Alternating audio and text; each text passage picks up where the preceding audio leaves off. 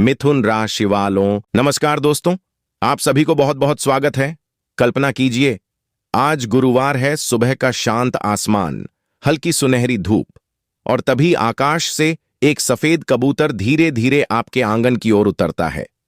उसके मुंह में एक छोटा सा लिफाफा है जिस पर सुनहरे अक्षरों में लिखा है गुड न्यूज। यह कोई साधारण हृदय नहीं, बल्कि किस्मत का संकेत है, क्योंकि कबूतर शांत और शुभ समाचार का प्रतीक माना जाता है। और जब वह किसी घर में शुभ संदेश लेकर आते हैं तो समझ लीजिए कि समय आपके पक्ष में करवट ले चुका है। देवगुरु बृहस्पति देव की कृपया से वहां पत्र आपके जीवन में रुकी हुई खुशियों का दरवाजा खोलने वाला है। यह संकेत है कि मेहनत रंग लाने वाली है, कोई पुराना इंतजार खत्म होने वाला है। धन सम्मान था, संबंधों में जुड़ी कोई बड़ी राहत मिलने वाली है। इसलिए मन को सकारात्मक रखें, विश्वास बनाए रखें, और जैसे ही वहां गुड न्यूज का पत्र आपके हाथों में आ जाए, उसे मुस्कुराएं और कृतज्ञता के साथ स्वीकार करें, क्योंकि यह सिर्फ एक खबर नहीं, बल्कि नए शुभ अध्याय की शुरुआत है। दोस्तों, 19 फरवरी 2026 दिन, गुरुवार का दिन विशेष रूप से देवगुरु बृहस्पति देव की कृपया से ज्ञान, धन, सम्मान और निर्णय क्षमता को मजबूत करने वाला रहेगा। इसलिए आज का दिन साधारण नहीं, बल्कि संकेतों से भरा हुआ। वह सुबह उठते ही मन में हल्की चिंता रह सकती है, लेकिन दोपहर तक स्थितियां आपके पक्ष में मूर्ति हुई दिखाई देगी।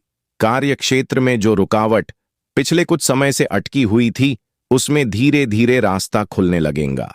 अधिकारी वर्ग से बातचीत में संयम रखें, क्योंकि एक छोटी सी बात बड़ा अवसर दिला सकती है। व्यापार से जुड़े लोगों को अचानक नया संपर्क या पुराना ग्राहक लाभ दे सकता है। धन का आगमन धीरे धीरे लेकिन स्थिर रहेगा।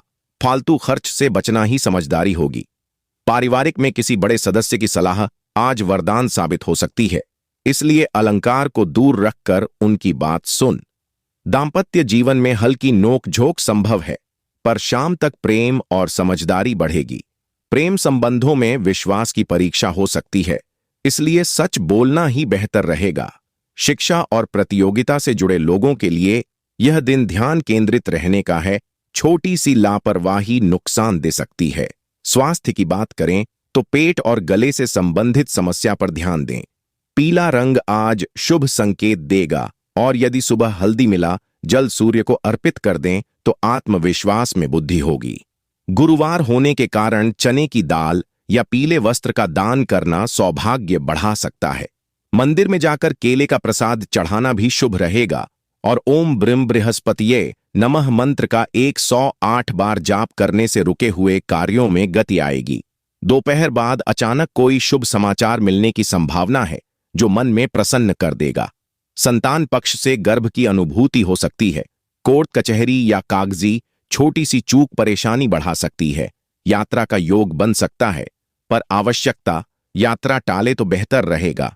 शाम के समय पीपल के वृक्ष के पास दीप जलाना मानसिक शांति देगा और घर में सकारात्मक ऊर्जा का संचार करेगा। कुल मिलाकर यह गुरुवार देरी और विश्वास रखने वाले के लिए उन्नति का संकेत दे सकता है। आज लिया गया नीला आने वाले समय में मजबूत न्यू साबित होगा, इसलिए मन को स्थिर रखें, ईश्वर पर भरोसा रखें और अपने कर्म पर ध्यान दें। सफलता धीरे धीरे आपके कदम चूमती हुई दिखाई देगी। दोस्तों, आज आपके भीतर के एक सच्चाई और आपसे दिल से जुड़े बात है। जब इंसान भगवान से कुछ मांगने के लिए खड़ा होता है, तो उसे सबसे पहले यह समझना चाहिए कि वह किसी साधारण शक्ति के सामने नहीं, बल्कि सृष्टि के मूल स्रोत के सामने खड़ा है। चाहे वह शिव हो, विष्णु हो, मां लक्ष्मी हो या हनुमान हो, मांगने का तरीका ही यह तय करना है कि प्रार्थना कितनी गहराई तक पहुंचेगी। भगवान ने कभी भी हड़बड़ी से, लालच में या किसी को हारने की भावना से नहीं मांगना चाहिए, बल्कि शांत मन से, विनम्र हृदय और सच्चे विश्वास के साथ मांगना चाहिए। सबसे पहले धन्यवाद देना चाहिए, जो मिला है वह भी उनकी कृपया है।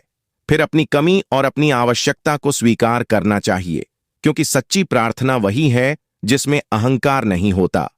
व्यापार में ऐसा होना चाहिए जैसे एक छोटा बच्चा अपनी मां से बात करता है, बिना चल, बिना दिखाए, बिना बनावट। अनुभव ऐसा होना चाहिए कि भगवान बाहर कहीं दूर नहीं, बल्कि भीतर ही बैठे हैं और हर शब्द को सुन रहे हैं। मांगते समय शब्दों से ज्यादा भावना काम करती है। इसलिए शब्दों सरल रखें, लेकिन भावना गहरी रखें।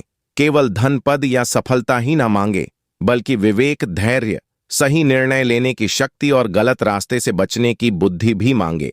जब इंसान भगवान से कहता है कि मुझे वही दो जो मेरे लिए सही है, तब वह अपनी इच्छा को ईश्वर की इच्छा में समर्पित कर देता है, और यही सबसे ऊंचा है। प्रार्थना के समय शिवाय कर्म और विश्वास अधिक होना चाहिए। यह विश्वास की चाह कभी परिणाम न दिखे, पर सही समय पर सब मिलेगा। व्यापार में नियमितता होनी चाहिए। रोज थोड़ा समय निकालकर सच्चे मन से संवाद करें। केवल संकट में नहीं, बल्कि सुख में भी याद करें। अनुभव ऐसा बनाएं कि हर छोटी घटना में भी भगवान का संकेत दिखे।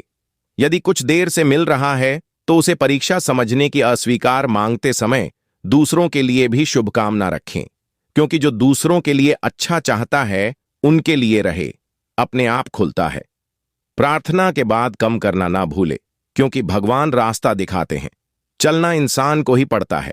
अपनी वाणी को पवित्र रखें, दूसरों को आशीर्वाद दें, बड़ों का सम्मान करें, जरूरतमंद की सहायता करें। यदि व्यापार आपकी प्रार्थना को शक्तिशाली बनाता है, अंत में यही भाव रखें कि मैं आपका हूं, और जो भी दे कृपया समझकर स्वीकार करूंगा। जब यह संपन्न, यह विनम्रता और यहां अटूट विश्वास एक साथ जुड़ जाते हैं, तब इंसान की प्रार्थना केवल मांग नहीं रहती, बल्कि एक दिव्य संवाद बन जाती है, और इस चांद से जीवन में परिवर्तन शुरू हो जाती है। कमेंट में जय गुरु बृहस्पति देवाय नमः जरूर लिखें। चैनल पर पहली बार आया तो चैनल को सब्सक्राइब करें। प्यारे हाथों से वीडियो को लाइक करें। धन्यवाद।